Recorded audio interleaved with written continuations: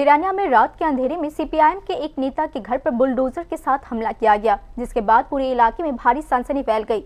आरोप है कि सोमवार रात को कुछ अज्ञात बदमाशों ने जिरानिया में तपन दास के घर पर हमला कर दिया। हमलावरों ने सबसे पहले बुलडोजर का इस्तेमाल करके घर का लोहे का गेट तोड़ दिया। इसके बाद उन्होंने तपन दास के घरों के दरवाजे और खिड़कियों को तोड़ दिया। हालांकि उस समय तपन दास घर पर मौजूद नहीं थे, लेकिन उनकी 90 वर्षीय मां, उनके भाई और परिवार के अन्य सदस्य घर के अंदर ही मौजूद थे।